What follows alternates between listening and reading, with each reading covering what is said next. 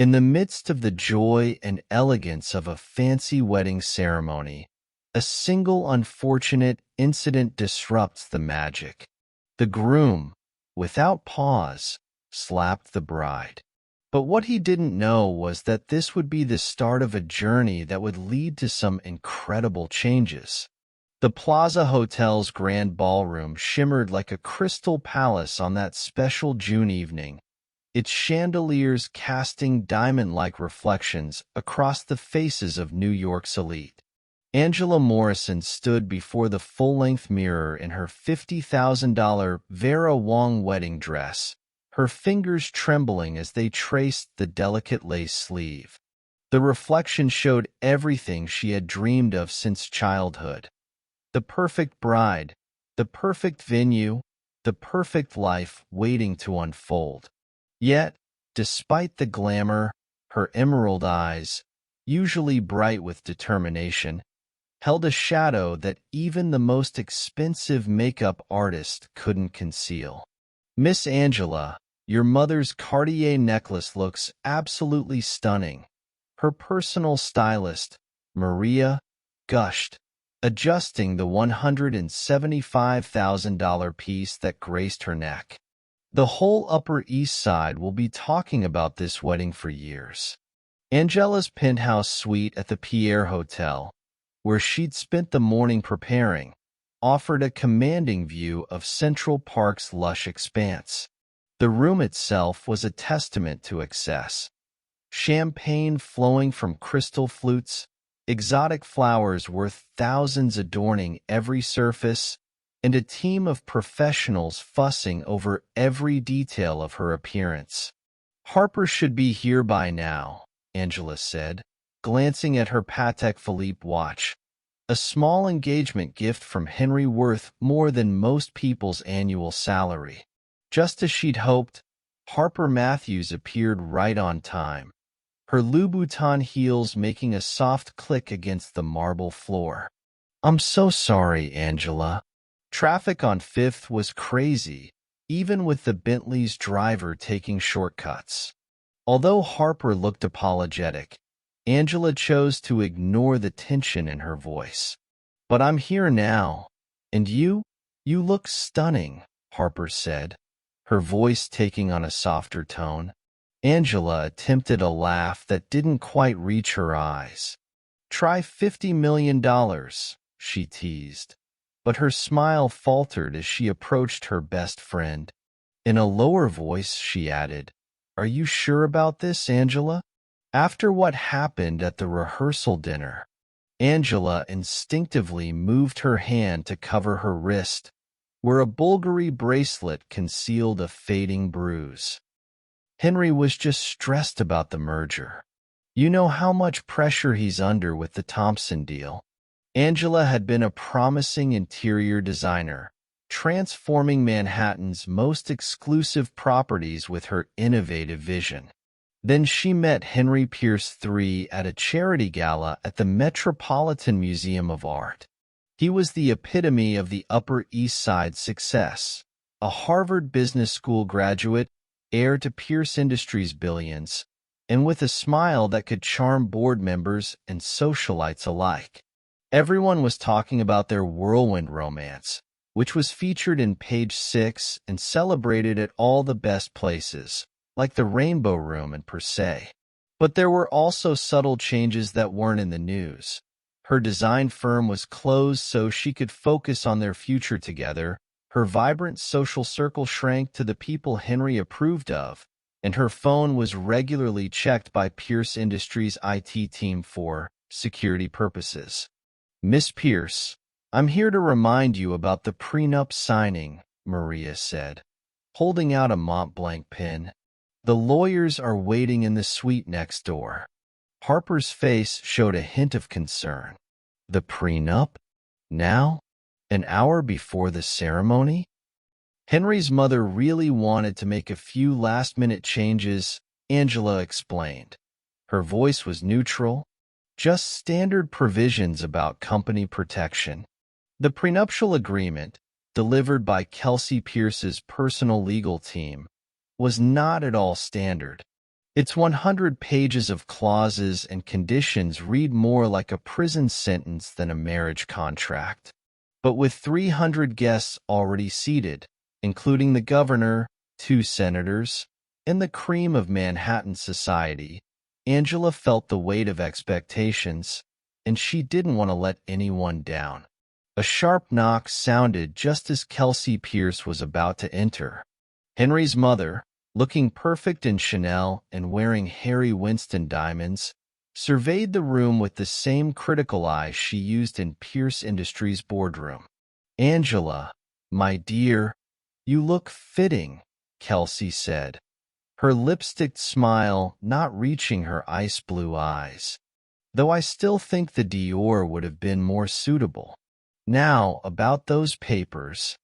"Mother Pierce," Harper stepped forward, her voice steady despite Kelsey's intimidating presence.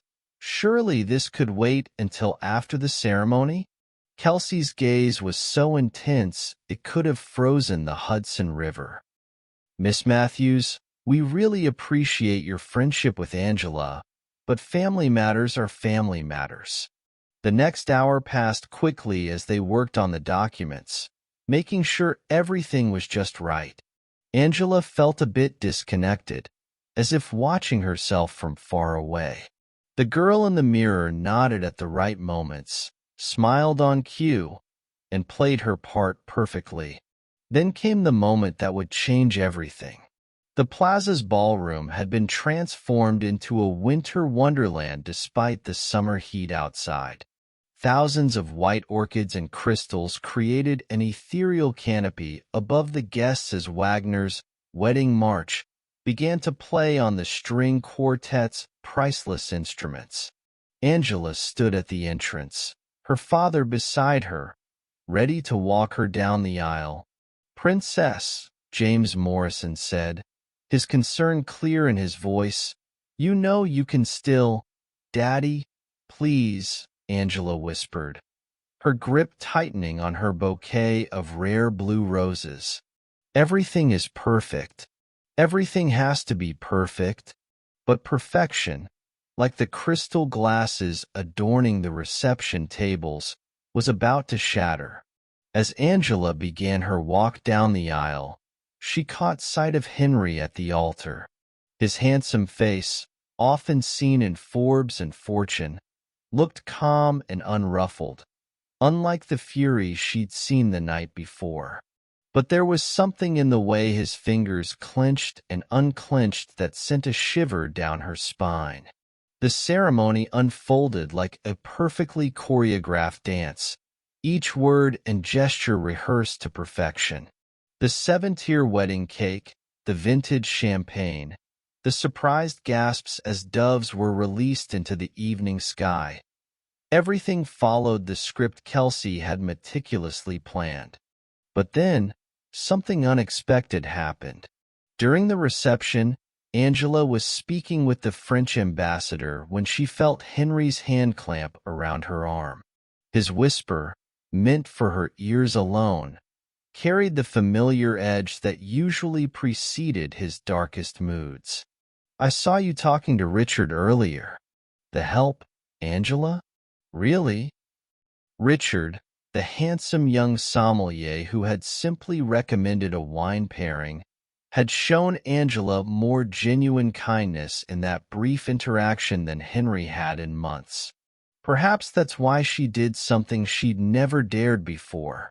She pulled her arm away. The slap made a loud noise that filled the whole ballroom, like a gunshot, and it stopped the orchestra and the dancers in their tracks. Angela felt her cheek burn, but it was the public humiliation, the collective gasp of 300 of New York's most influential people, that truly stung. In that moment of quiet, as champagne bubbles rose in empty glasses and the orchestra's sheet music fluttered to the floor, Angela saw her reflection in every shocked face in the crowd. In that moment, she finally understood the truth she had been trying to avoid. This wasn't the beginning of her happily ever after. It was the end of her silence. The aftermath of the wedding reception unfolded like a carefully orchestrated symphony of damage control. Kelsey Pierce's network of connections sprang into action with practiced precision.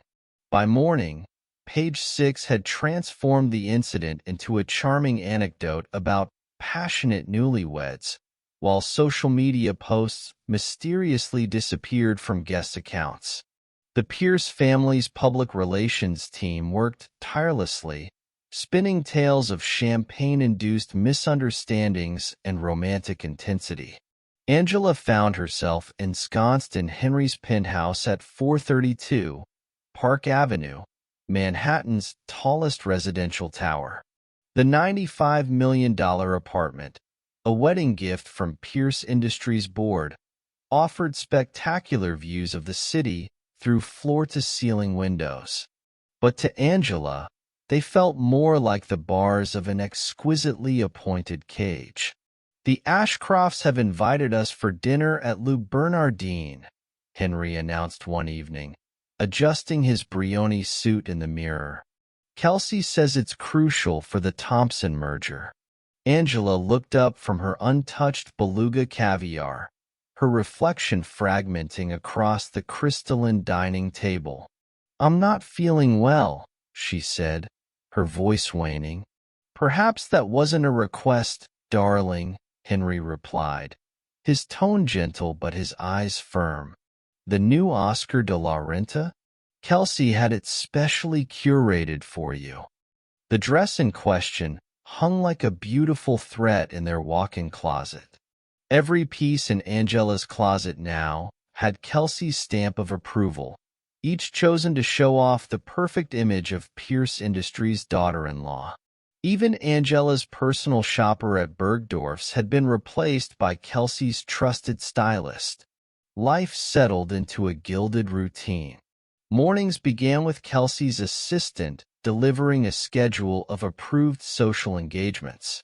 Lunches were carefully choreographed appearances at Manhattan's finest establishments, where Angela played her role under the watchful eyes of Kelsey's social circle.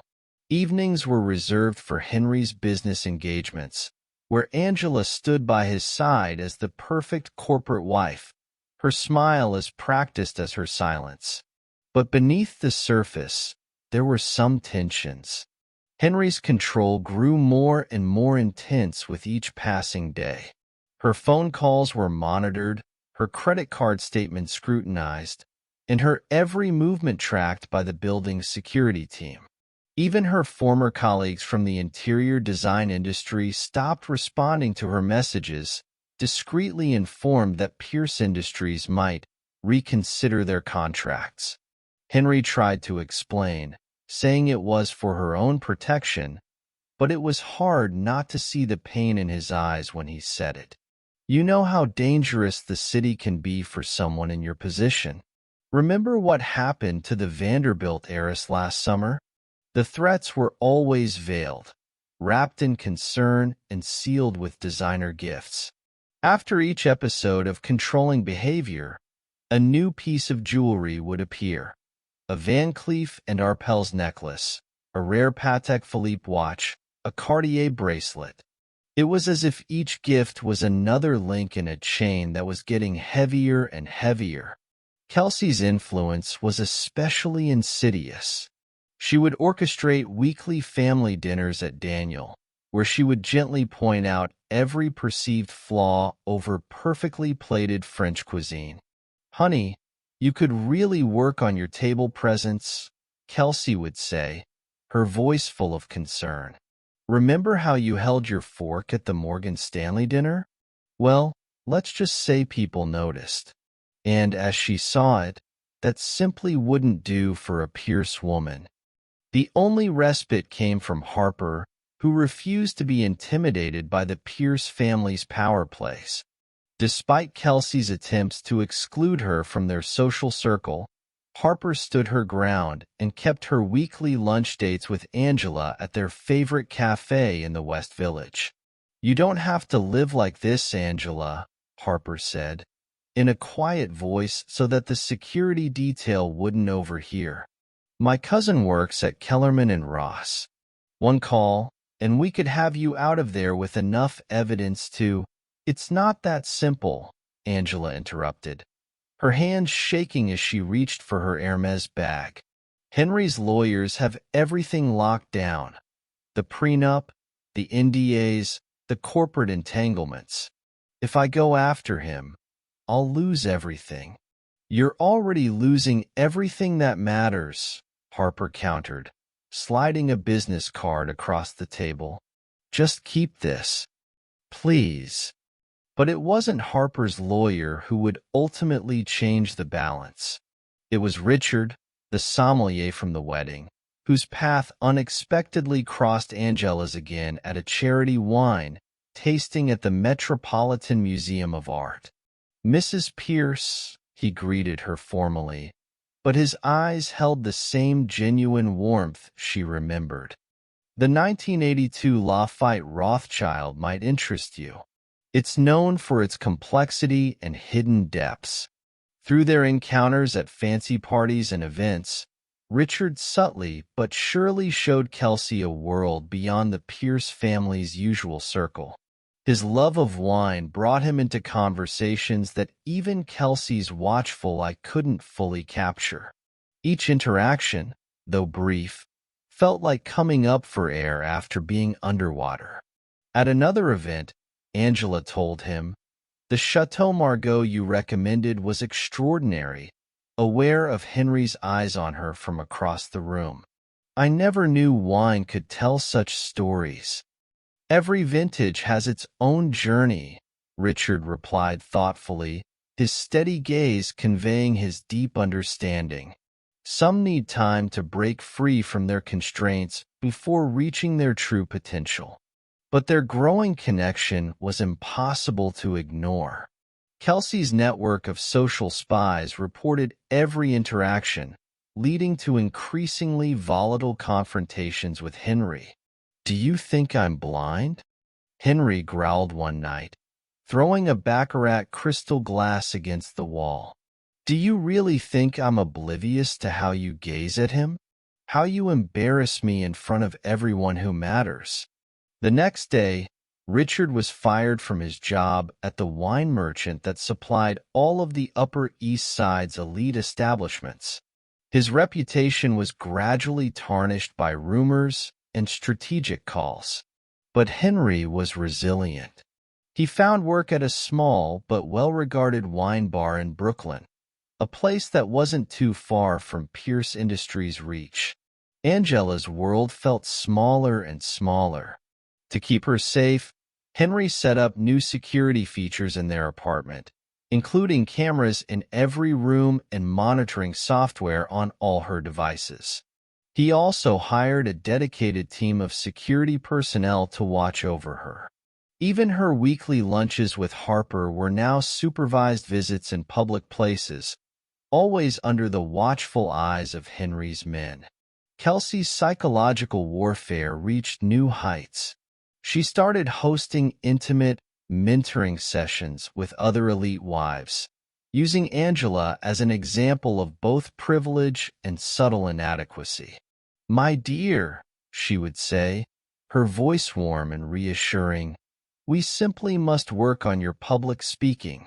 She pointed out the moments during Angela's speech at the Children's Hospital benefit where she hesitated, suggesting that they needed to work on her public speaking skills. Each piece of feedback was given with impeccable timing and maximum impact, designed to strip away what remained of Angela's confidence. But beneath the surface, something unexpected was happening. Each time she tried to control her, each manipulation, each public humiliation, it became a part of her strength. Harper first noticed this shift during a carefully monitored lunch at Latelier. "I saw something different in Angela's eyes," Harper later recounted. "She had this look in her eyes, like she was thinking ahead, you know? Like she had this plan." "You're planning something?" Harper whispered, playfully adjusting her Hermes scarf to avoid the security team's lip-reading capabilities. Angela's smile, though, remained perfect, practiced, empty. I'm learning, Harper. They're teaching me everything, Harper. All the rules, all the expectations. I'm absorbing it all. The change was small but felt huge. Angela started playing Kelsey's game, and she played it with unexpected precision. She hosted dinner parties that were as perfect as a picture, made strategic appearances at important social events, and maintained an image that was as immaculate as a fresh, perfect flower. She became the kind of wife they wanted, the perfect Pierce wife. She was so perfect, it was almost suspicious.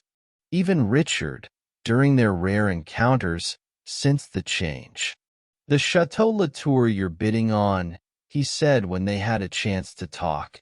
"It's known for its patience. Years of pressure can create something unexpected." Henry and Kelsey celebrated what they saw as Angela's final surrender to their world. They could see that the leash was loosening a bit.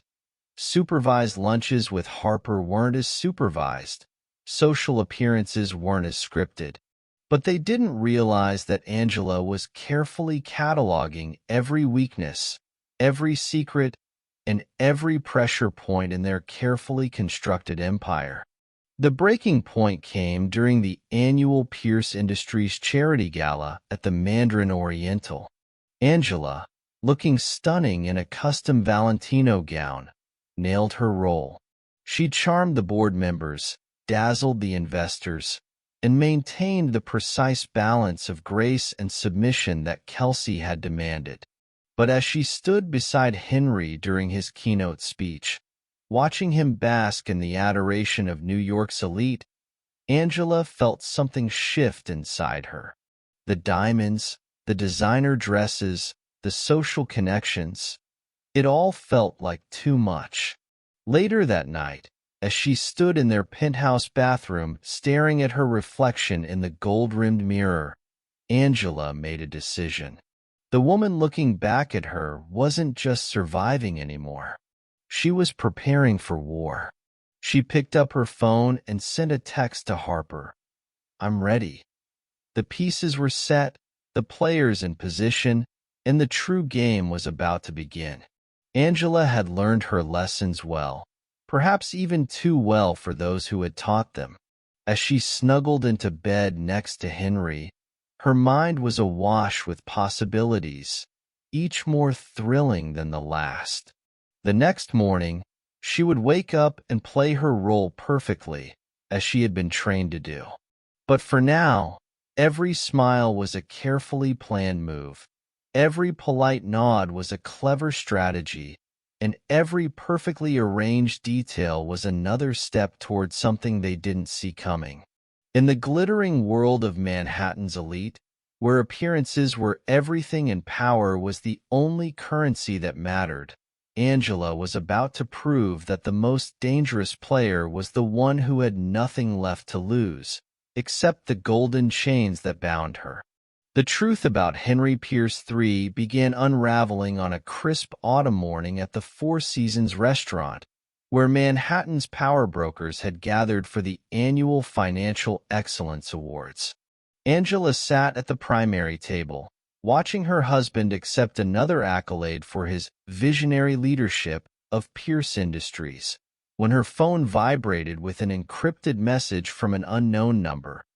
Asterisk, your husband's first wife didn't die in a sailing accident. Check the Cayman Islands trust accounts from 2019. If friend. Asterisk, Angela kept her cool, but she was rattled. Henry had never mentioned being married before, and Kelsey's meticulously curated family history made no reference to a previous marriage. But there was something about the message that resonated deeply, stirring up feelings she'd buried long ago. That evening, during a charity auction at Sotheby's, Richard managed to slip her a thumb drive while they were discussing a rare vintage of Domaine de la Romanée-Conti. "Sometimes the truth lies in the sediment," he whispered before he blended into the crowd of billionaire collectors. Angela was working late in her private study, ostensibly reviewing plans for the upcoming Pierce Foundation Gala. When she accessed the drive using a secure laptop Harper had provided, what she found shattered her already fragile world. Offshore account statements, private investigator reports, and medical records that told a story far darker than she'd imagined. Victoria Ashworth Pierce, Henry's first wife, had indeed existed. She was a smart financial analyst from a long line of wealthy families. In early 2019, she started asking questions about Pierce Industries' accounting practices. 3 months later, her yacht was found abandoned off the coast of St. Barths. The official report said it was just an accident, but the private investigators' files hinted at something more. The same team that handled Victoria's accident is watching you now, Harper revealed during a spa day at the Mandarin Oriental, their conversation masked by the sound of flowing water. My contact at the FBI confirmed it. They're known as the cleanup crew, elite fixers for the ultra-wealthy. Angela felt the walls closing in, but she also sensed an opportunity. "We need proof," she whispered, her voice barely audible over the soothing background music. Something concrete enough to break through their wall of lawyers. The next few weeks were a delicate dance of appearances and investigation. Angela was the perfect corporate wife, but she also built a network of unlikely allies. She met with a junior accountant at Pierce Industries, who had a modest background and was overlooked. He gave them access to internal audits. She also met with a disgraced former board member. He had a grudge against Kelsey and offered insights into the company's darker dealings. But it was Richard who proved most valuable. His position in the wine world gave him access to private conversations among Manhattan's elite, where tongues loosened by expensive vintages revealed secrets meant to stay buried. Henry's not just covering up financial fraud, Richard kindly informed her during a wine tasting at the St. Regis. The Thompson merger you mentioned? It's a front for something bigger. They're using it to hide massive losses from failed ventures in emerging markets. Angela's investigation led her to Rebecca Chun, a former Pierce Industries executive who'd been quietly forced out years ago. They met in a private suite at the Peninsula Hotel, where Rebecca shared a story that connected several disturbing dots. "Kelsey's not just a controlling mother-in-law," Rebecca said, her voice quivering slightly as she twirled her Bulgari bracelet. "She's the mastermind behind Pierce Industries' secret operations. Henry, on the other hand, is the face she uses. She's the one who orchestrated Victoria's removal when she got too close to the truth." Angela felt like she was starting to see the whole situation in a new light. The social events, the constant surveillance, Kelsey's obsession with controlling her image. It wasn't just about maintaining social status. They were keeping her busy, distracted, unable to see the larger picture. But Angela wasn't the only one making discoveries. Meanwhile, Henry's paranoia grew as he heard whispers of an investigation through his own network. His behavior became increasingly erratic, his public mask of charm slipping to reveal the darkness beneath. During a private dinner at Per Se, he grabbed Angela's wrist with bruising force. "If you think Victoria was clever, you should know she wasn't the first person who tried to expose us. This family has survived for generations by dealing with threats permanently." The threat was clear, but it came with an unexpected revelation. Angela realized that Henry's marriage to Victoria hadn't been his first. There were others, their disappearances disguised as accidents or convenient relocations, their fortunes absorbed into the Pierce empire. Kelsey, ever the strategist, sensed the shifting dynamics. She ramped up her psychological warfare, but now Angela saw right through her tactics. Every time Angela ran into Henry's ex-girlfriends, every subtle reminder of how easily she could be replaced, it made her even more determined. The turning point came during the annual Pierce Industries board retreat at the Ritz-Carlton in the Cayman Islands. Angela, playing the role of a devoted wife, used her access to photograph crucial documents while Henry was in meetings. But she wasn't the only one with an agenda. "I know what you're doing," a voice said behind her as she stood on her suite's balcony. It was James Thompson, the CEO of Thompson Global, their supposed merger partner.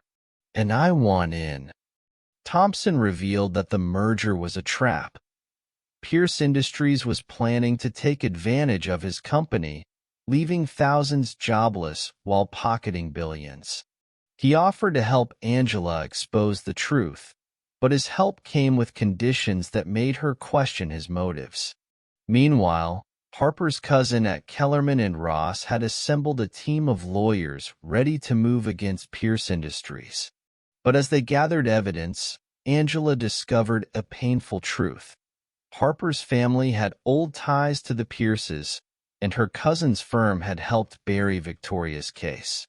"I swear I didn't know," Harper pleaded during a tense confrontation at the Metropolitan Museum of Art. "My family kept me in the dark. But Angela, I promise you, I'm on your side." As time went on, the web of betrayal and loyalty became more and more complicated. Richard, despite the risks to himself, continued gathering intelligence from his connections in the luxury service industry. But even he had secrets. His apparently humble position as a sommelier masked connections to European banking families with their own grievances against the Pierces. Angela found herself in a tricky situation, not knowing whom she could trust. The evidence she gathered painted a picture of corruption that spanned decades. Forced acquisitions, environmental disasters covered up with bribes, politicians bought and sold like vintage wines. Kelsey, showing her usual strength, started making moves of her own. She set things in motion to help her former interior design mentor, who had mentored Angela, and who was in a position to make things happen. The mentor received an offer he couldn't refuse, but he needed to publicly discredit Angela's professional reputation. "It's nothing personal, dear," Kelsey said during a private lunch at Le Jardin. "Just insurance, you know? You get it, right? In our world, it's always good to be prepared for anything that might come our way." But Angela had learned from the best. While Kelsey was busy tearing down her past, Angela was building her future. She had built her own network of supporters, disgruntled former employees, overlooked service staff, and even some of New York's old money families who resented the Pierces' new power. The pieces were in place, but the risks were mounting. Henry's cleanup crew had started following Harper, and Richard reported some pretty fishy inquiries about his past. Even Thompson's offer of alliance felt like a carefully laid trap. During a very successful auction at Christie's, where Henry was bidding millions on a rare Monet, Angela received another anonymous message. * Victoria left a fail-safe. Downtown Storage Unit 237 to 17. Code 051219. Hurry. The discovery of Victoria's secret would change everything, but it also meant Angela had to make an impossible choice. The evidence she needed was within reach, but using it would destroy not just Henry and Kelsey, but also dozens of powerful families connected to Pierce Industries. As she stood in their penthouse that night, watching Manhattan's lights glitter like diamonds in the darkness, Angela faced her moment of truth. She felt like she was wearing armor made of diamonds, like her designer dress was a warrior's uniform. She had learned to play their game, perhaps too well. Tomorrow would bring either her greatest triumph or her final defeat. As she got ready for bed, she put on her perfect wife face, but she couldn't help but smile a little. In teaching her to be the perfect Pierce woman, they had created something far more dangerous than they could have imagined. The next morning's headlines would shake Manhattan to its very foundations, but the real earthquake was still to come. The game had shifted from one of escape to one of enduring. It was about justice, revenge, and the price of truth in a world built on beautiful lies. Angela's investigation led her deeper into the Pierce family's history of manipulation and control.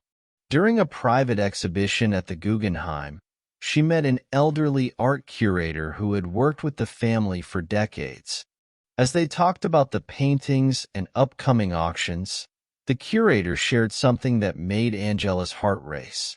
"Every generation has its Kelsey," the curator whispered, pretending to admire a Kandinsky, "a woman who maintains the family's power through whatever means necessary. Your mother-in-law," she learned from the best. Her own mother-in-law had a hand in similar accidents back in the 1980s. This revelation added another layer to Angela's understanding. The Pierce dynasty wasn't just about money and influence. It was about control, passed down through generations, with each era bringing new ways to keep their strong hold on New York's high society. That evening, during a private concert at Carnegie Hall, Angela noticed something unusual. Kelsey's usually composed demeanor faltered when she caught sight of an unexpected guest, a sophisticated woman in her 70s who commanded attention despite her understated accessories and subtle Chanel suit. "Margaret Blackwood," Richard whispered, joining Angela with a glass of champagne. "The only person who ever successfully challenged the Pierce family and lived to tell about it, though she lost everything in the process." Angela had arranged a secret meeting with Margaret at the Nui Gallery's cafe.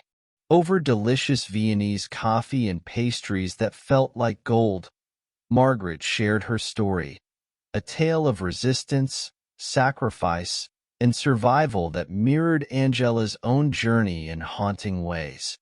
"They'll try to isolate you completely soon," Margaret warned, her aged hands trembling slightly as she reached for her cup. When Kelsey started losing control of her first daughter-in-law, she arranged for her to be committed to a private psychiatric facility in Switzerland. The poor girl never returned. Angela felt the weight of these revelations as she attended the opening of a new luxury hotel tower that evening. Henry was there, charming investors with practiced ease while keeping her within arm's reach. His gestures, once a sign of affection, now felt like warnings. But Angela wasn't without her own resources. She had noticed some people who worked at the hotel, and they had seen some of the bad things that had happened to the Pierce family. They were afraid to talk about it, but they didn't know it. The hotel's head of security, Marcus Kane, a former military intelligence officer, proved particularly valuable. He had kept detailed records of every incident he had been asked to handle for the Pierce family over the years. "I've got records of at least 3 cover-ups," Marcus shared, his voice warm with a sense of duty. "I've even got footage from the night Victoria disappeared. I kept it as insurance, but maybe it's time it served a greater purpose." Angela's network of allies was growing, but so was the danger. Kelsey's surveillance became more obvious, almost threatening in its visibility. New security personnel appeared in the building, their presence a constant reminder of the family's reach. During a charity gala at the American Museum of Natural History, Angela overheard a conversation between Henry and one of his trusted advisors that confirmed her worst fears. They were talking about backup plans, ways to handle her if she became problematic, like Victoria.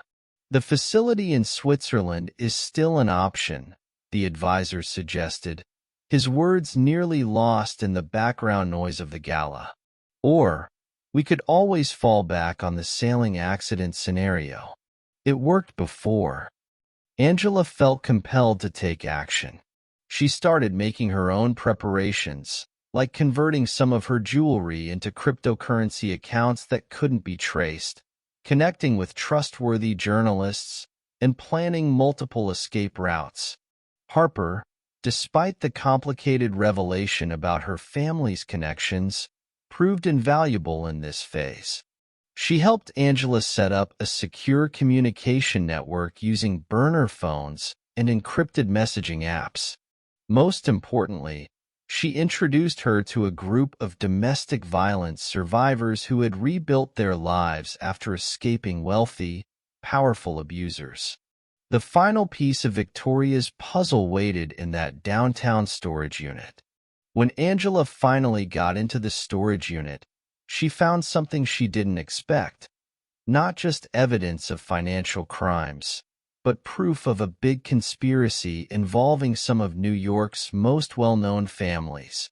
Victoria had uncovered a network of shell companies and offshore accounts that went far beyond Pierce Industries. The documents revealed how Manhattan's elite had been protecting each other's secrets for generations, creating an intricate web of mutual blackmail and support. The implications were staggering. Using this information would not only expose Henry and Kelsey, but it would shake the foundations of New York society itself. Angela realized she had the power to not just destroy her abusers, but also an entire system of privilege and corruption. As she returned to the penthouse that night, Angela knew she had crossed a point of no return. The evidence she had gathered was too explosive to be ignored, too comprehensive to be buried. The question was no longer whether to use it, but how to survive its revelation. In the morning, she would wake up next to Henry, kiss him goodbye as he left for the office, and maintain every appearance of the perfect Pierce wife. But beneath that polished exterior, plans were in motion that would change everything. The game had evolved beyond personal survival or revenge. Angela was at a crossroads, facing a much larger battle that would either reshape Manhattan's power structure or destroy her in the attempt. The stakes were higher than ever, and her next move would determine not just her own fate, but also the future of an entire social order built on gilded lies and beautiful deception. Angela's journey began in a private art gallery in Chelsea, where she stood in front of an abstract painting worth millions. She saw herself reflected in its fractured surfaces. The piece, a recent addition to Pierce Industries' corporate collection, depicted a butterfly emerging from a golden cage, a symbol of rebirth and transformation. Regina Winters, a legendary gallerist who had once championed Angela's interior design work, noted, "Your eye for design hasn't diminished, but I bet you see things a bit differently now." This chance encounter, which was carefully orchestrated through Richard's connections, marked the beginning of Angela's professional resurrection. Regina, as it turned out, had her own scores to settle with the Pierce family, who had systematically undervalued and acquired her artists' works through manipulative practices. "Sweetheart, talent doesn't fade just because they try to bury it," Regina said, her voice warm and reassuring as she spoke over lunch at her private club in Tribeca. "The question is, are you ready to reclaim your voice?" Under the guise of curating Pierce Industries' corporate art collection, Angela began rebuilding her professional network. She took advantage of Kelsey's determination to keep up appearances, using it as an excuse to attend design conferences and art fairs. These events were a chance for her to reconnect with old colleagues and make new friends. It was a delicate balance, but she handled it like a pro. During the day, she was the perfect corporate wife, attending board meetings and charity galas with Henry. But in those secret moments, she was carefully laying the groundwork for her independence, using the very skills Kelsey had taught her about networking and influence. "You've learned to move differently," Harper said with a warm smile during one of their supervised lunches at Le Jardin. "It's like you've finally seen the whole board, like a chess player," she said, her voice warm with support. Angela's journey of self-discovery wasn't just confined to her professional life. She had a special arrangement with Dr. Sarah Chun, a renowned psychiatrist specializing in helping survivors of high society abuse. Through these sessions, Angela was finally able to address the emotional impact of her marriage. Their sessions, disguised as spa appointments at the Mandarin Oriental, helped Angela understand the intricate web of manipulation she'd been caught in. Dr. Chun, who had treated other women from New York's elite circles, provided crucial insights into the patterns of control and abuse that characterized families like the Pierces.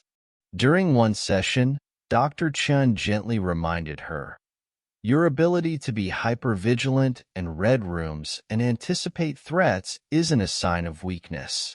They're actually survival skills.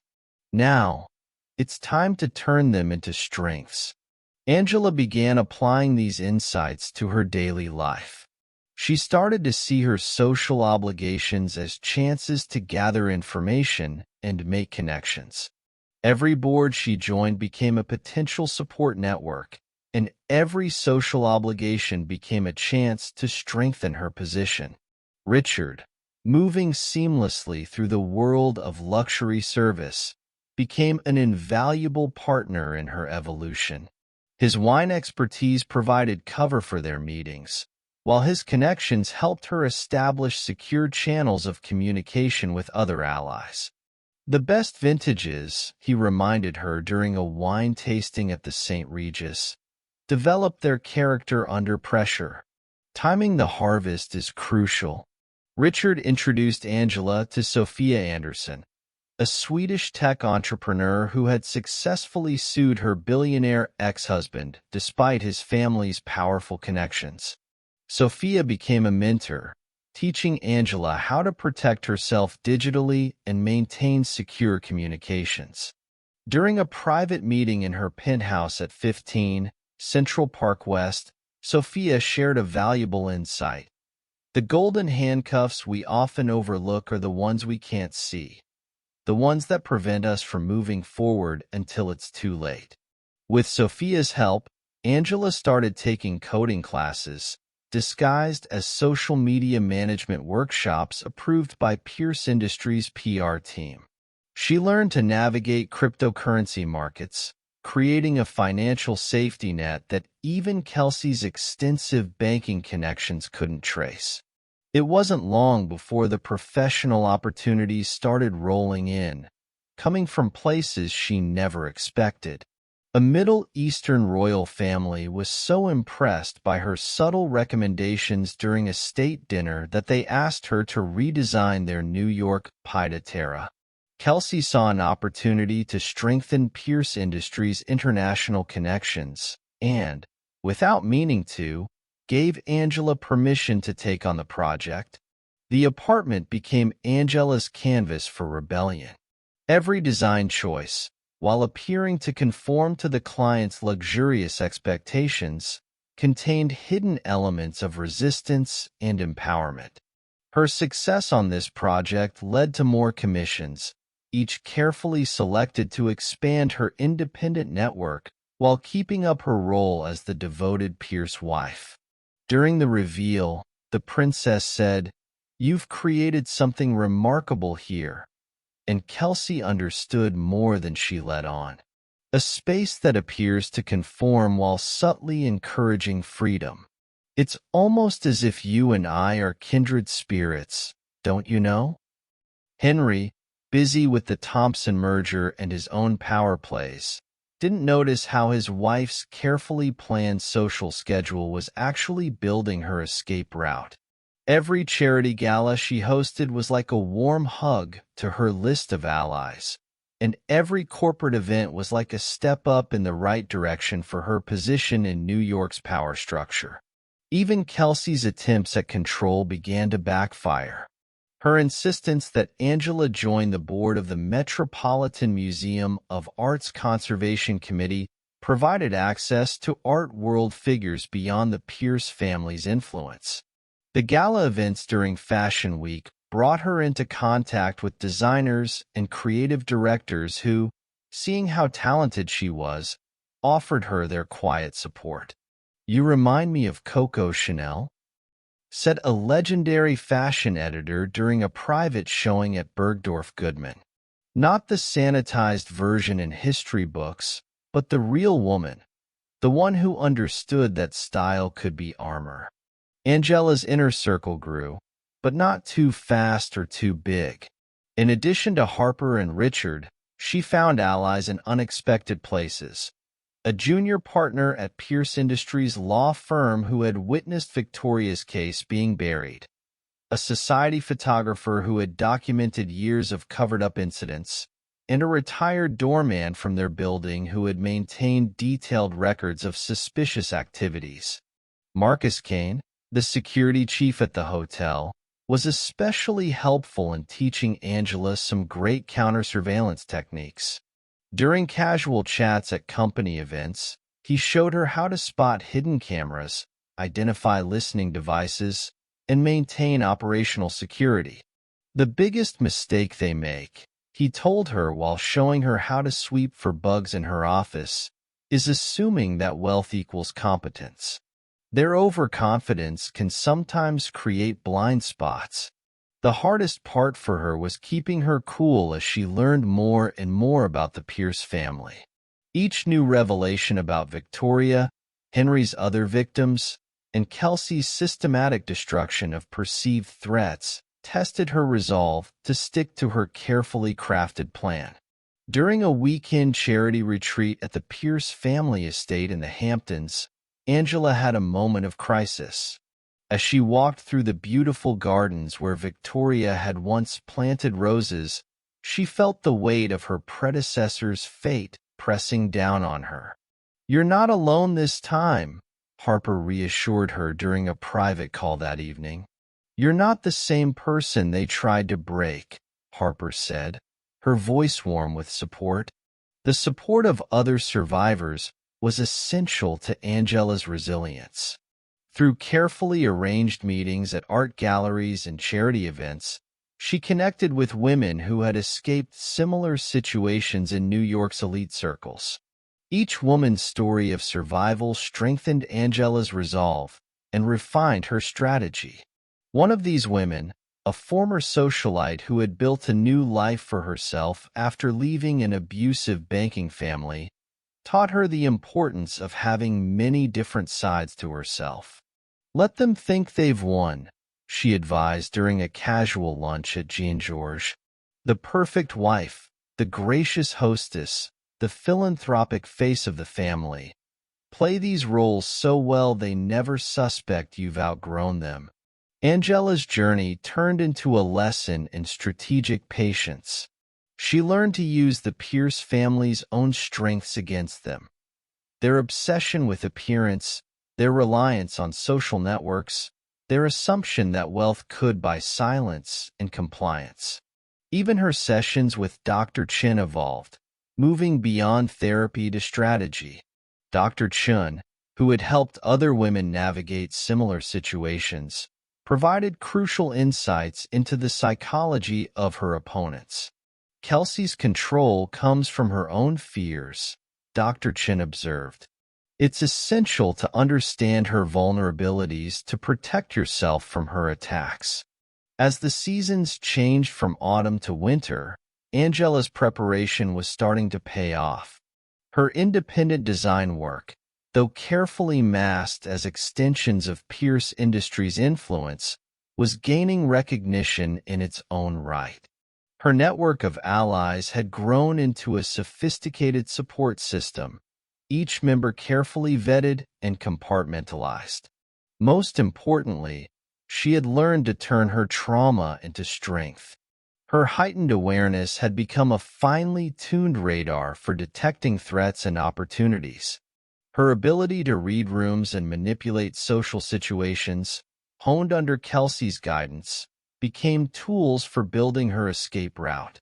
During the annual Pierce Industries Winter Gala at the Plaza, Angela caught her reflection in a mirror and barely recognized herself.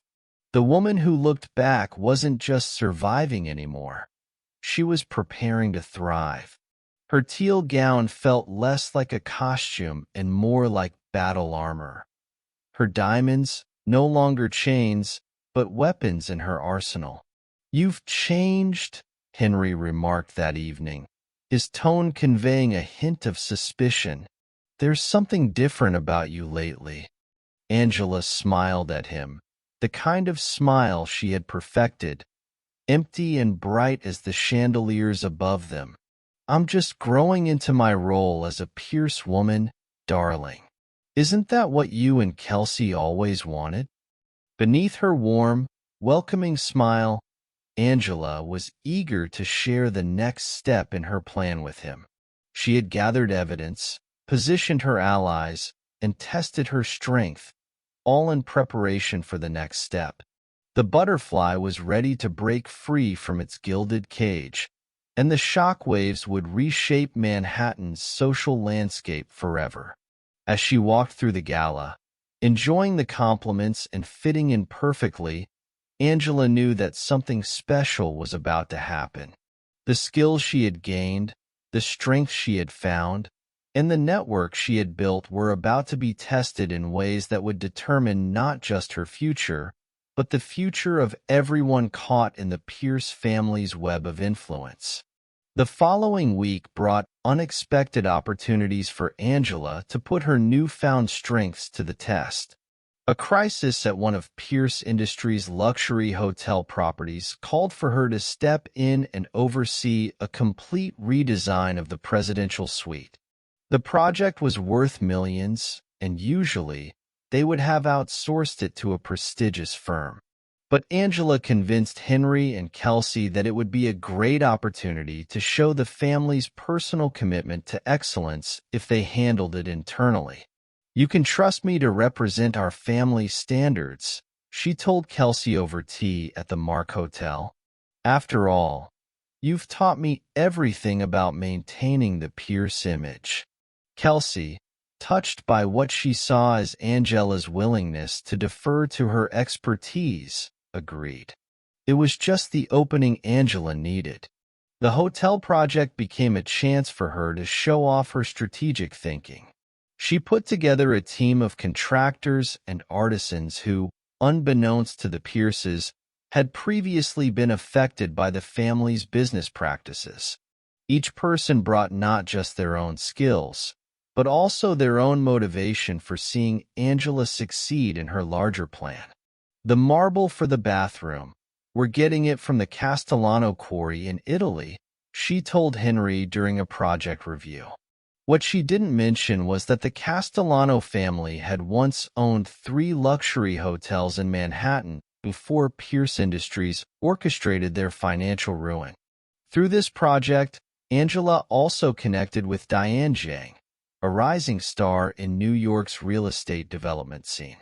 Diane, who had survived her own escape from an abusive business partnership, recognized the signs in Angela immediately. "The trick isn't just getting out," Diane shared, her words warm and comforting. "It's about having a place to land, you know? Let's talk about your future in design. Your real future, not the one they've planned for you." Together, they started laying the groundwork for Angela's independent design firm, hiding their meetings as consultations for the hotel project. Diane introduced Angela to key players in the industry who operated outside the peer sphere of influence, each connection carefully vetted and secured. The hotel project also allowed Angela to show off her business smarts. She brought the redesign in under budget while exceeding expectations, earning praise from Pierce Industries board members. But perhaps the best part was that she used the project to build relationships with suppliers, contractors, and other industry pros who would be essential to her future success. You've transformed a simple renovation into a masterclass in networking, Harper said during a site visit. They think you're building their empire, but you're actually building your escape route. Even Richard pitched in, using his wine expertise to help design a state-of-the-art wine cellar for the hotel's penthouse suite. Their professional interactions provided cover for sharing information and coordinating with their growing network of allies. As the hotel project neared completion, Angela faced a crucial test of her new capabilities. During the final week of construction, Kelsey's private investigator discovered one of Angela's secure communication channels with Harper. But Angela didn't panic. Instead, she used the skills she learned from Marcus Kane to turn the situation to her advantage. She thoughtfully crafted a campaign of misinformation, carefully leading Kelsey's spies to believe that Harper was working against Angela's interests. The deception was so convincing that Kelsey actually warned Angela about Harper's betrayal, unwittingly strengthening their cover for continued communication. Sometimes, Dr. Chun pointed out during their next session, the best defense is letting them think they're winning. You've learned to use their own paranoia as a shield. The success of the hotel project was a big moment for Angela. She had shown herself and her allies that she could operate right under the Pierce family's nose, building power and influence while appearing to submit to their control. But more importantly, she had created a plan for how she could one day step out of their shadow. As the frosty chill of winter settled over Manhattan, Angela's transformation was almost complete. Remember that frightened bride who had stood in the plaza's ballroom just months ago? Well, she had evolved into a strategist capable of playing the long game. Her network of allies had grown into a sophisticated operation, each member carefully positioned to support her ultimate goal of freedom and justice. During the hotel's grand reopening gala, Angela stood beside Henry as he praised her work to New York's elite. She smiled and accepted the compliments graciously, but her mind was already focused on the next step in her plan. The evidence from Victoria's storage unit, combined with what she'd gathered through her growing network, was almost ready to be deployed. As she raised her champagne glass for a toast, Angela caught Kelsey watching her with an unreadable expression. Their eyes met across the room, and for a moment, Angela wondered if her mother-in-law sensed the change in her. But then, Henry's hand found its way back to her waist, and she remembered that her greatest protection was their certainty that they had broken her spirit. They would soon discover that they had inadvertently crafted a woman who was more dangerous than they could have ever imagined. A woman who had mastered their own game and was ready to rewrite the rules. The beginning of the end came during the annual Pierce Foundation Winter Ball at the Metropolitan Museum of Art. The Temple of Dender was stunning, with thousands of imported lights reflecting off the ancient stone, showcasing the diamonds and ambitions of Manhattan's elite. Angela stood at Henry's side in a custom Valentino gown, watching Kelsey work the room with practiced precision. She knew that in her Bottega Veneta clutch rested a USB drive that would shatter their carefully constructed world. The evidence from Victoria's storage unit had proven more explosive than anyone anticipated. It wasn't just proof of financial fraud and covered-up crimes. but a detailed documentation of the Pierce family's systematic destruction of anyone who threatened their empire. It seemed that Victoria had been more thorough than her killers realized. "Everything is in place," Richard whispered as he poured a rare vintage of Chateau Lafite Rothschild. "Sophia's team has confirmed the digital dead man switch is active. If anything happens to you, everything goes public automatically." Angela kept her perfect smile as she looked around the room. The guest list was a veritable who's who of American power. Supreme Court justices, Wall Street titans, media moguls, and old money families whose fortunes were intricately tied to Pierce Industries secrets. Many of them would be collateral damage in what was about to unfold. The first move came from an unexpected direction. James Thompson, their supposed merger partner, approached Henry with news that made him visibly pale. "There seems to be some irregularity in the accounts," Thompson announced loudly enough for nearby guests to hear. "My board is quite concerned about certain offshore transactions." Henry's hands gripped his whiskey glass tightly. "James, we should really talk about this somewhere more private." But Thompson, it turned out, had his own agenda. "Henry, I think this is the perfect place, especially after what the SEC will be announcing tomorrow morning." Kelsey appeared at Henry's side, her Chanel smile a bit strained. "Perhaps we should continue this conversation in private." As they made their way to the inner chamber of the temple, Angela noticed Harper looking at her. Her friend was positioned near the museum's main security office, where Marcus Kane had arranged for certain surveillance footage to be conveniently archived. The confrontation that followed would be remembered in Manhattan's social circles for years to come. It came to light that Thompson had been working with federal investigators for months. The Thompson merger wasn't just struggling.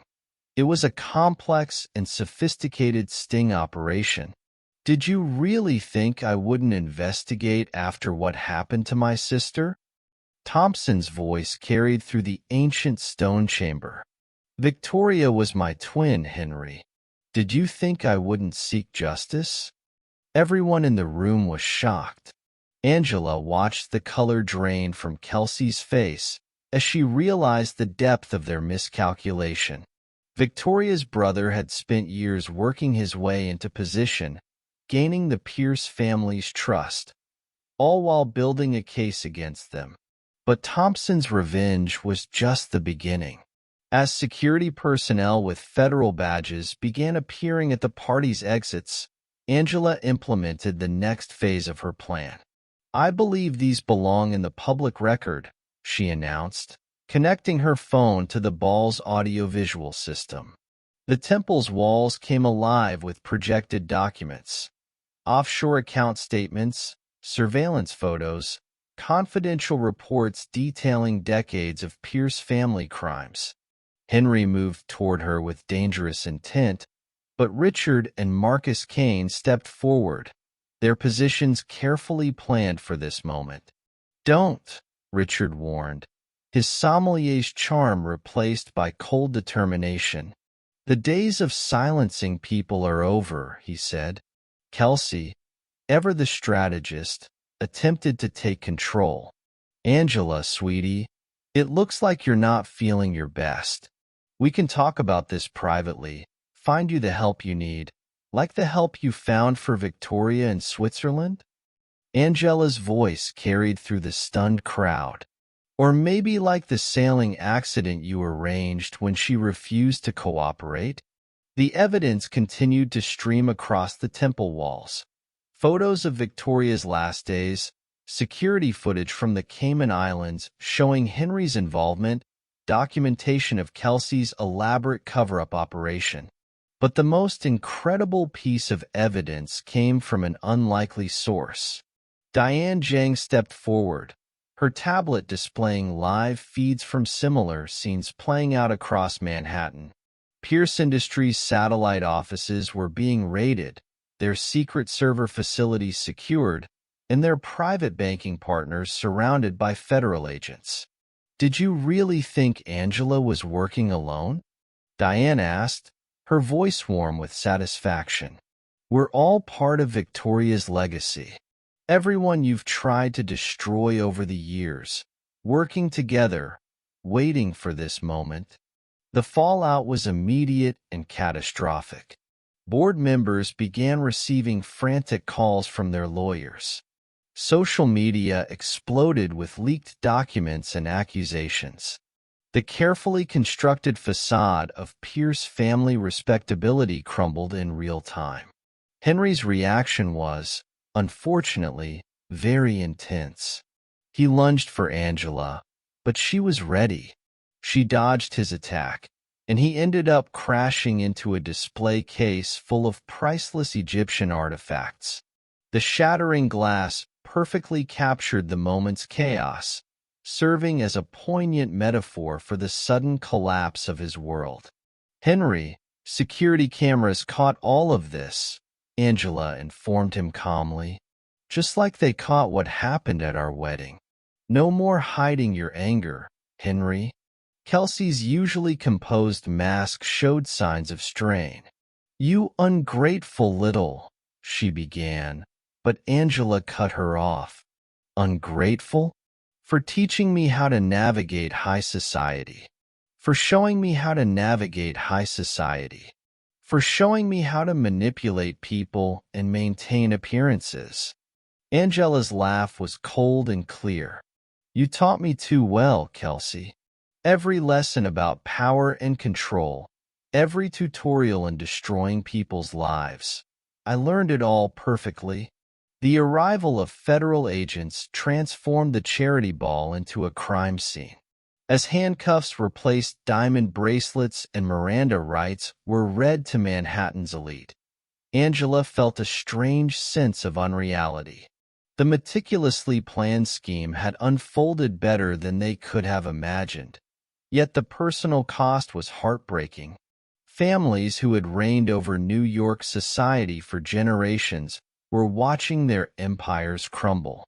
It was heartbreaking to see children being taken away from their parents. Fortunes built on decades of corruption and cruelty were evaporating in real time. "You've destroyed everything," Henry snarled as agents led him toward the exit. "Our family, our legacy, our entire world." "No, Henry," Angela said, her voice gentle. "You destroyed it yourself. I'm just making sure everyone knows the truth." But the night's revelations weren't over. As federal agents scoured through Kelsey's phone, they uncovered something that even Angela was taken aback by. Kelsey had been planning to offer Henry up as a sacrifice to safeguard the family empire. She had orchestrated for him to take the blame for their misdeeds while she retained control through a network of proxy boards and shell companies. "My own son was becoming a liability," Kelsey explained with a calm expression as the agents secured her Cartier bracelets with handcuffs. "Sentiment is a luxury we can't afford in our position." It was clear that the betrayal had deeply affected Henry. He started shouting accusations, revealing family secrets that even Angela's investigation hadn't uncovered. The depth of the Pierce family's corruption shocked even the hardened federal agents. Angela remained calm throughout the chaos, drawing strength from the poise Kelsey had praised her for. She watched as the Pierce empire crumbled, each revelation adding to the destruction of the family that had tried to own her. Harper was there for her, offering a comforting handshake. Victoria would be proud.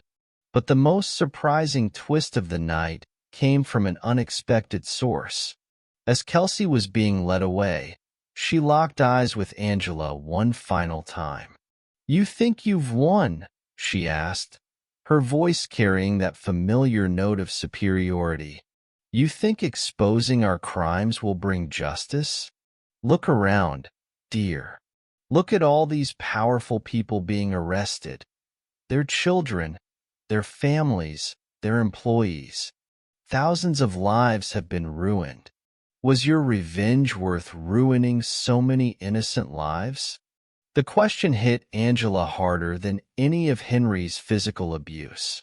She looked around the beautiful temple of Dinder at the shocked faces of people whose worlds had just come crashing down. Children of privilege suddenly facing uncertain futures, employees wondering if they'd have jobs tomorrow, charities dependent on Pierce family donations now at risk. "That's the price of justice," Richard said quietly, appearing beside her. "The truth can be tough, but it's often better to face reality than to live in lies." As dawn broke over Manhattan, the full scope of the night's events began to emerge. It was then that they learned that Pierce Industries stock had taken a nosedive, and trading had been halted on exchanges all around the world.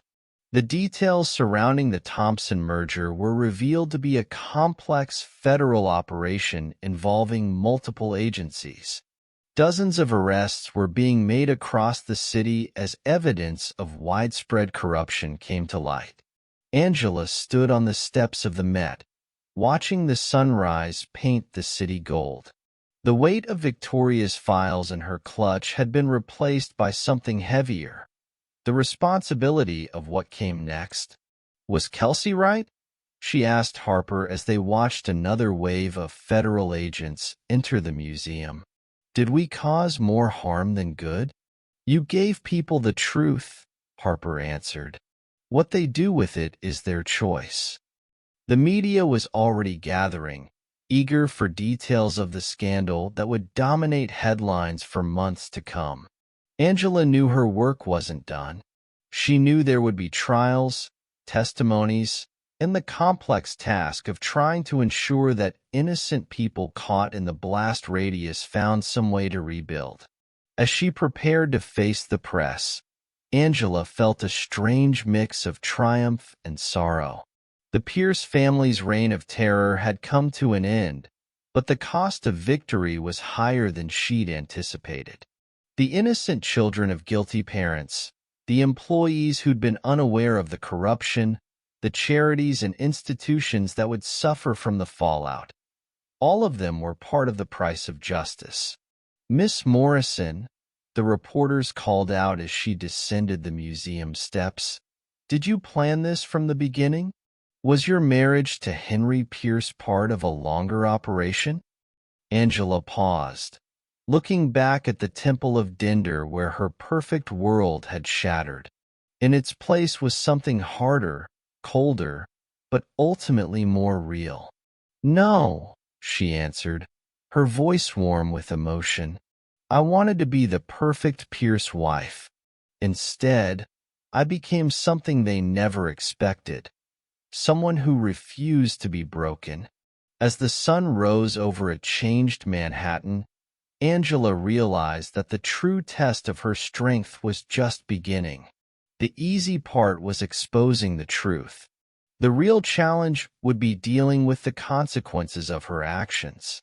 The morning brought a new wave of revelations as federal agents combed through Pierce Industries headquarters in the gleaming tower on Park Avenue. They found a hidden vault in Kelsey's office, and inside it, they discovered decades of blackmail material. This material showed evidence of crimes and indiscretions that had kept New York's elite under the Pierce family's control for generations. "The scope of this is unprecedented," the lead federal prosecutor said during an emergency meeting in a secure suite at the Four Seasons.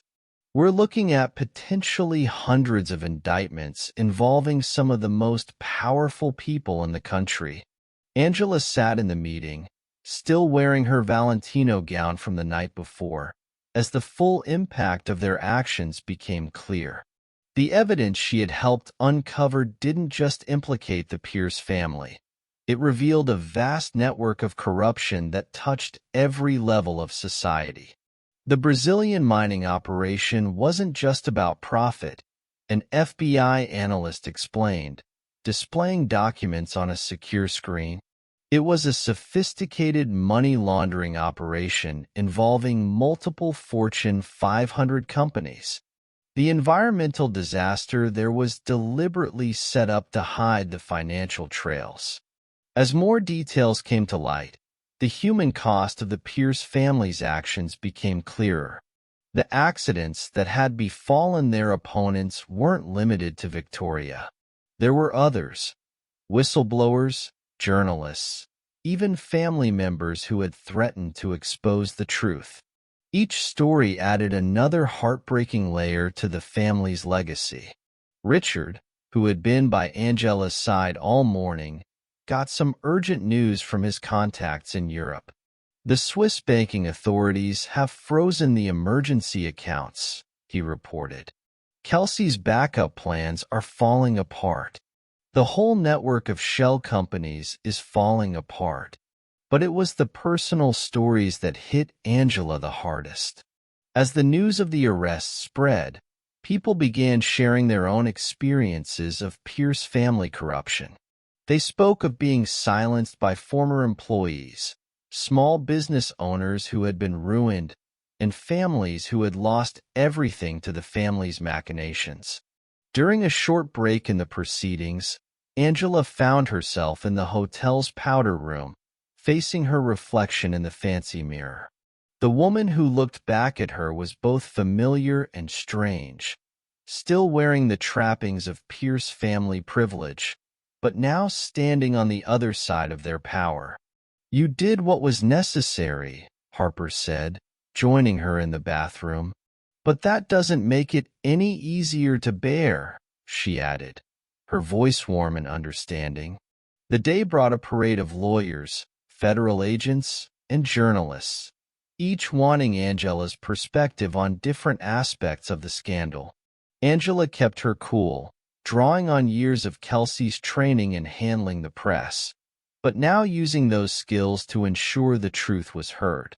One particularly poignant moment came when Margaret Blackwood, the woman who had previously stood up to the Pierce family, arrived at the Four Seasons. Despite her age, she carried herself with dignity as she shared her own story of surviving the family's attempts to destroy her. "They take everything from you," Margaret said, her aged hands gently clasping Angela's. "But they can't take who you really are, not unless you let them." By the time evening came around, it was becoming clear that the Pierce empire was in serious trouble. The stock market had suffered its worst day since the financial crisis, with multiple companies implicated in the family schemes facing possible bankruptcy. These ripples were spreading through the global financial system. Henry, who was in federal custody, had started to turn on his own family in an attempt to save himself. His revelations about Kelsey's long-term plans shocked even those who thought they knew the family's capacity for betrayal. During his first interrogation, he said, "She was going to have me committed." Her own son. She had the papers drawn up months ago. Angela wasn't the target. I was. Kelsey, on the other hand, kept her cool even while she was in custody. When she was shown the evidence against her, she just smiled and asked for her lawyer from Wachtell, Lipton. Her final words to Angela, delivered through her attorney, were both a threat and a prophecy. "You'll understand one day, my dear. Power isn't about right or wrong. It's about who survives. And survival always has a price." As night fell over Manhattan again, Angela stood at the window of her suite at the Four Seasons, watching lights flicker in the towers that had once symbolized the Pierce family's power. The city felt different now, as if it were waking up from a collective spell. Richard joined her at the window, and it was clear that his knowledge of wine was just one facet of a much deeper character. "The French have a term," he said, "l'heure bleue, the blue hour. It's that magical moment between day and night when everything changes. That's what this is for New York."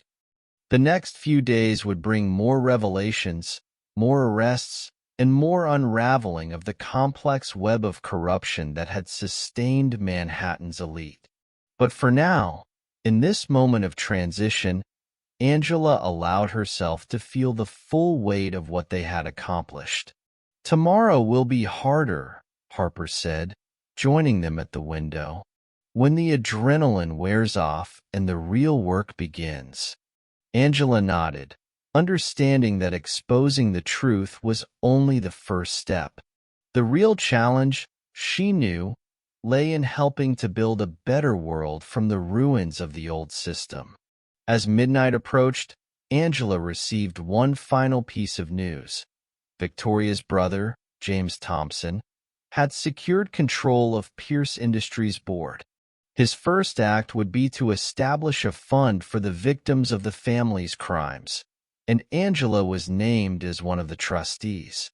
"It's not just about justice anymore," he told her over a secure line. "It's about healing, about making sure this never happens again."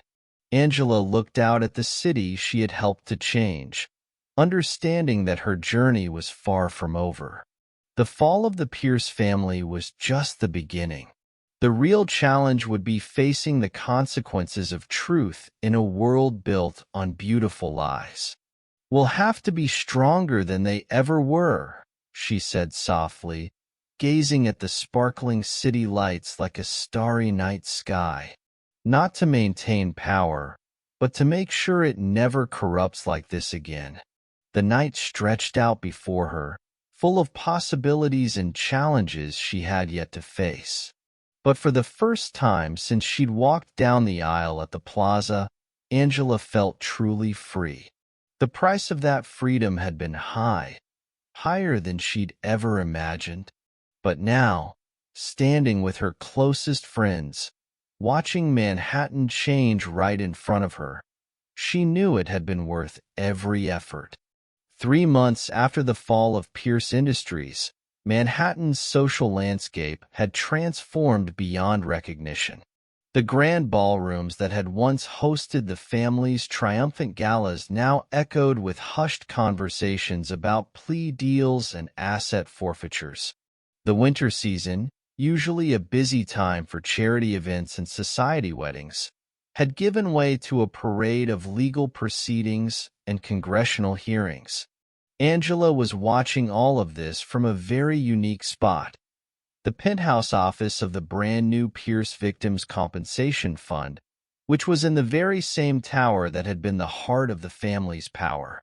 The $95 million apartment that had been her gilded cage was now being converted into a resource center for survivors of domestic abuse among the upper classes.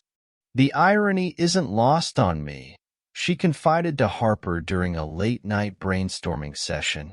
"Using their own weapons to undo their damage." The fund's work had revealed layers of corruption and abuse that even Angela hadn't anticipated. Every day, new victims came forward with their stories, painting a picture of systematic exploitation that spanned generations. The Pierce family had a reach that extended to every part of society, from the boardrooms of major companies to the most modest service positions. Henry's trial had become a media sensation, and his public breakdown revealed secrets that shocked even those who thought they knew the family's depths. During one of the most emotional court sessions, he said, "She made me what I am. Every act of cruelty, every accident, every life destroyed, it was all part of her grand design. Even Victoria's death was orchestrated to test my loyalty." Kelsey, for her part, maintained her regal bearing even as her empire crumbled. Even from her detention at a luxury facility in upstate New York, she continued to manipulate and scheme. Her network of influence, though diminished, proved surprisingly resilient. "Never underestimate a wounded snake," Richard warned during a private dinner at his newly opened wine bar in Brooklyn. "Kelsey still has supporters in places we haven't discovered." And wouldn't you know it? His warning turned out to be right on the money. As Angela worked to rebuild what the Pierce family had destroyed, she encountered resistance from unexpected places. Board members who had seemed supportive suddenly became obstructionist. Donations were delayed for some unknown reason. Vital documents mysteriously vanished from secure servers. Kelsey's contingency plans had contingency plans, explained Marcus Kane, who now headed security for the fund. We're still finding hidden accounts and buried evidence months later. The most surprising developments came from James Thompson, Victoria's brother, whose own motivations proved more complex than anyone had suspected. During a private meeting in his office at Thompson Global, he revealed information that changed everything. Victoria wasn't just gathering evidence against the Pierces, he explained, displaying a series of encrypted files on his secure terminal. She was uncovering a whole network of families like them, dynasties built on exploitation and abuse. The Pierces were just one of many heads of this monster. Angela felt like she had to start over and take a fresh look at everything they had achieved. The Pierce family's downfall had created a power vacuum, and other corrupt dynasties were already moving to fill it. The very systems they had exposed were trying to rebuild themselves in new forms. Meeting in the old Pierce Industries boardroom feels like tempting fate, Harper said during an emergency session with their core team. The room's windows, stretching from floor to ceiling, offered the same breathtaking view of Manhattan, but now it felt different. Instead of feeling about power, it felt about responsibility. Angela had brought together a special group of people to tackle these new challenges. Diane Zhang's technological expertise, combined with Sophia Anderson's financial acumen, created a formidable investigative force. Margaret Blackwood's deep knowledge of old money families was incredibly helpful in understanding the larger patterns of corruption. But it was Dr. Sarah Chun who identified the most critical challenge they faced. "We're not just fighting against corruption," she explained during a strategy session. "We're up against a mindset that's been around for generations," she said. "The belief that power justifies everything." As they delved deeper into Victoria's research, the truth of her words became apparent. The evidence they found showed a web of relationships between wealthy families. These families protected each other's secrets while also keeping up a front that showed they were respectable. The Pierces were once powerful, but they were part of a larger system of exploitation. "It's like a Russian doll of corruption," Richard said, his expertise in wine now enhanced by his understanding of how luxury industries allowed these networks to flourish. "Each layer we peel back reveals another, more intricate system of control." Angela's personal journey continued as she faced these challenges.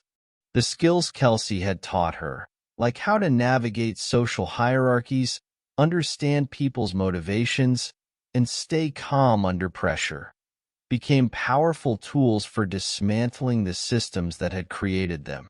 A big turning point came during the fund's first big public project. Angela had organized a symposium at the Metropolitan Museum of Art, bringing together survivors, advocates, and reformed members of privileged families. The event was designed to expose the patterns of abuse while offering paths to accountability and healing. But, sadly, even from detention, Kelsey tried to sabotage the event. Her allies in the media started a whisper campaign, suggesting that Angela was using the fund for personal revenge. People were asking questions about her motivations, her stability, and her right to challenge social structures that had been in place for a long time. The night before the symposium, Angela received a package at her new apartment in Tribeca. Inside was a single black rose and a note in Kelsey's distinctive handwriting. Asterisk, every revolution eventually becomes what it sought to destroy. You'll understand soon enough. But Angela had learned to turn threats into opportunities. At the symposium, she opened her speech by displaying Kelsey's note on the giant screens flanking the Temple of Dender. "This is how they maintain control," she declared to the packed audience. "They do this through fear, through subtle threats. They're always reminding us that power corrupts. But we're choosing a different path. We're choosing to use our privilege and position to create change, not perpetuate abuse." The symposium was a really important moment for us. More victims bravely came forward. Even from other wealthy families, we saw more and more people bravely come forward as whistleblowers. More evidence surfaced of systemic corruption. The movement Angela had started was growing beyond her control, becoming something larger and more powerful than she had ever imagined. But with this success came new dangers. Other families implicated in Victoria's research began taking action to protect themselves. There were attempts to hack the fund's servers. Thankfully, Angela's security team intercepted several serious threats. It was becoming clearer and clearer that challenging entrenched power could have serious consequences. "They're afraid," Harper said during a late-night security briefing. "They're not just worried about being exposed, but also about the example we're setting. We're showing them that their power isn't unstoppable." The final twist in the story came from an unexpected source. Among Kelsey's papers, they found evidence that Angela's own family had been part of the network she was fighting against. Generations ago, the Morrisons had chosen to step away from the corrupt alliances, accepting a loss of power and influence in exchange for their integrity. "Your grandmother didn't just retire to Connecticut," James Thompson revealed, sharing documents from Victoria's files. "She walked away from everything to protect your father from becoming what Henry became. She chose freedom over power." Angela was deeply touched by this revelation. Her journey, from a young bride to a survivor to a revolutionary, had been shaped by decisions made long before she was even born. The strength she had discovered in herself was part of a legacy she hadn't known she carried. As the first year after the Pierce family's fall came to a close, Angela found herself back at the Plaza Hotel.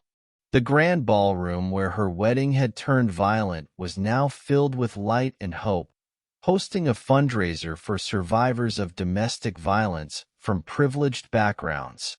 The crystal chandeliers, still bearing the scars of her humiliation, now brightly lit the path to healing and transformation. "We've come full circle," Richard said, pouring a special vintage to celebrate. "But this time, we're writing a different ending." The fund's work had grown beyond just compensating the Pierce family's victims. It had become a movement for transparency and accountability among the wealthy elite. Other families, seeing the changes in society, began voluntarily addressing their own histories of abuse and corruption. Angela's network had also grown and evolved. Harper had set up a legal advocacy group that was all about helping wealthy survivors of abuse figure out their own unique challenges. Richard's wine bar had become a safe space for people to share their stories away from the public eye. Diane Zhang was developing technology to protect whistleblowers within privileged families. But Kelsey's warning about revolution continued to weigh on Angela. Each success brought new challenges. Each victory revealed more battles to be fought. The systems of power they were challenging had deep roots and long memories. "The real test isn't winning," Dr. Chun reminded her during their final therapy session. It's about holding on to your compassion while standing up against unfair systems. It's important to remember why you started this journey in the first place. As Angela stood at the plaza's ballroom window, watching the beautiful sight of snowfall on Fifth Avenue, she reflected on everything that had changed. She thought back to when she had been that naive bride, accepting abuse in exchange for privilege, and how she had been gone for so long.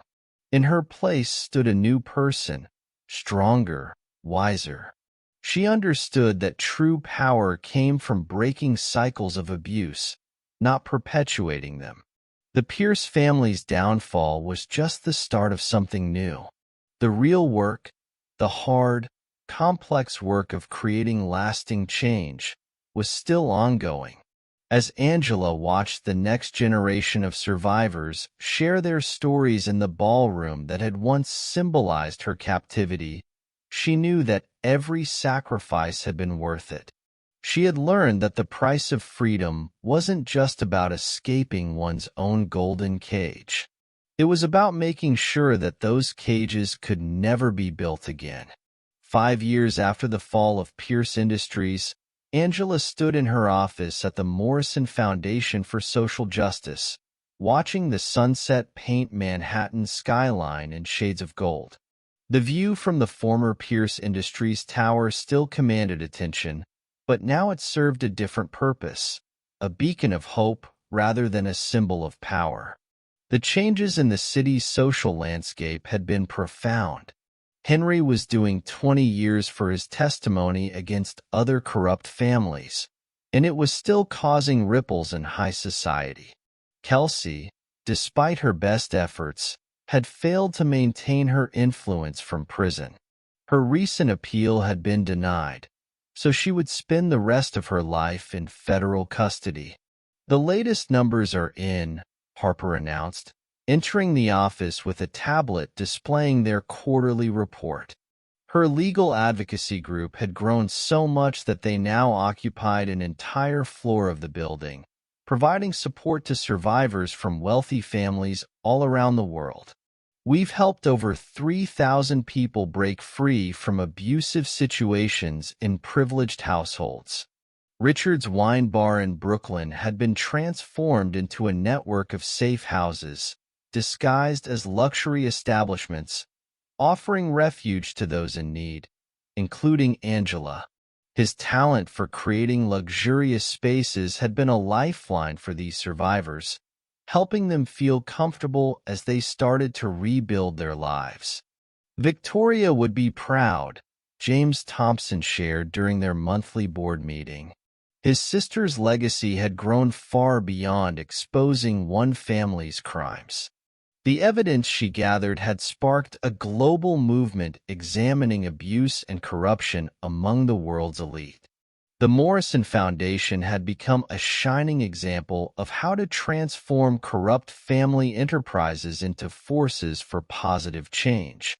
Other wealthy families, seeing the shifting social tide, had begun voluntarily addressing their histories of abuse and exploitation. The culture of silence that had shielded abusers in high society was gradually disintegrating. But perhaps the most significant change was in Angela herself. The skills Kelsey had taught her about wielding power and influence now served a greater purpose. She had learned to maintain her own humanity while fighting inhumane systems, to use her privilege as a tool for change rather than control. During a rare quiet moment, Angela visited the converted penthouse that had once been her prison. Now, it was a healing center for trauma survivors, with its luxurious appointments repurposed to provide comfort instead of intimidation. In the former master bedroom, where she had spent so many fearful nights, a group therapy session was in progress. "Sometimes I look at old photos," she confided to Harper later that evening as they shared a bottle of wine Richard had specially selected for the Foundation's anniversary. The woman in those society pages, wearing designer dresses and perfect smiles, She feels like a stranger now. The final twist in Angela's story had come as a surprise. Her grandmother, the one who had chosen to step away from corrupt alliances generations ago, had left a sealed letter to be opened 5 years after the Pierce family's fall. It was a letter that revealed a network of other families who had also chosen to follow the path of integrity over power. This shadow network, as they called themselves, had been working quietly for generations to protect others from the same fate Angela had narrowly escaped. With the Morrison Foundation's success, they finally felt safe enough to come forward, adding their resources and influence to the cause. Your grandmother wrote that true power isn't about taking from others, Angela said, her voice warm with emotion as she read the letter, but in what you can help them reclaim for themselves. As Angela prepared for another evening event at the plaza, this time a celebration of survivors who had rebuilt their lives, she caught her reflection in the office window. The woman who looked back at her wasn't wearing any of the diamonds that had once marked her as Pierce property. Instead, she wore a simple pendant that had belonged to Victoria, which she had found among the evidence in a downtown storage unit. The city stretched out below her, its lights beginning to twinkle in the gathering dusk. She thought about how, in those same streets, other people were doing the same thing she was doing, gathering the courage to break free, to speak truth to power, to transform pain into purpose. "Ready?" Harper asked, appearing at her office door. Angela smiled, gathering her things. The work wasn't finished, might never be finished, but together they had built something Kelsey herself had never imagined. A way to use their privilege and power to dismantle the systems that abused them. "You know what Kelsey told me during her last appeal?" Angela said as they rode the elevator down. "She said I had become exactly what she trained me to be, someone who knew how to wield power. She thought it was an insult, but she was right. I just chose to wield it differently." As they stepped out into the Manhattan evening, Angela felt the weight of all that had changed and all that remained to be done. The cost of freedom was steep, but the rewards were immeasurable. By breaking free from her golden cage, she had helped others find their wings, too. The night air carried the promise of spring, of new life, of continued growth. Angela Morrison, no longer a Pierce, but now something far more powerful, walked into that promise with her head held high, knowing that every step forward helped light the way for others to follow. If this story touched your heart and you'd like to keep following inspiring and moving stories, please be sure to check out our upcoming videos.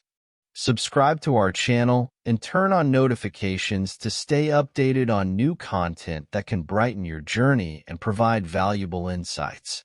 Together, we can continue to explore and share stories that truly matter.